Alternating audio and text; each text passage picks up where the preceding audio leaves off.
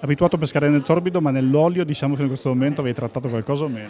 No, non ho mai parlato ancora di olio, però ho scoperto che è un settore in cui ci può essere della contraffazione, in cui ci possono essere degli equivoci, in cui molto spesso c'è anche scarsa cultura da parte del consumatore e alcuni falsi miti ci possono ingannare in alcuni casi. Un volto noto come Moreno Morello per lanciare una serie di incontri di approfondimento della conoscenza sull'olio veneto, prodotto di pregio, come tale ad alto rischio di concorrenza sleale da parte di produttori che non seguono realmente gli elevati standard qualitativi del prodotto nostrano. Noi abbiamo la possibilità, attraverso convenzioni che facciamo con i produttori, attraverso questo progetto che è l'etichetta parlante, di dire al consumatore finale che cosa sta usando.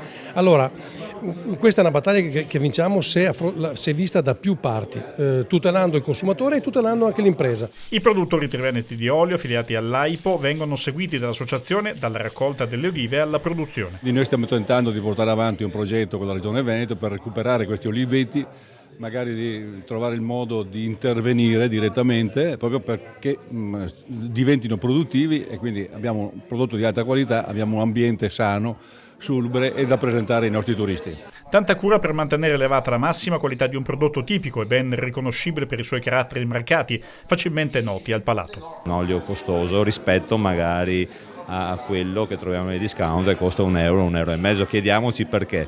Quello costa €1,50 perché è importato magari dai paesi del Nord Africa, Tunisia, Marocco, eccetera, e non sappiamo neanche che trattamenti abbiano subito le piante o nella fase di produzione. Quindi attenzione, un olio per essere genuino, per essere controllato, deve avere un costo almeno di un certo tipo.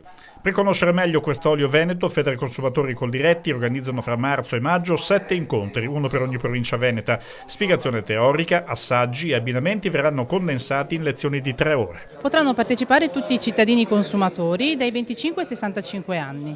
Proprio però per la tipologia del corso che verrà fatto, che sarà didattico laboratoriale, l'accesso sarà garantito solamente a 50 persone che chiaramente ne faranno richiesta chiamando preventivamente le sedi di Federconsumatori o di Coldiretti.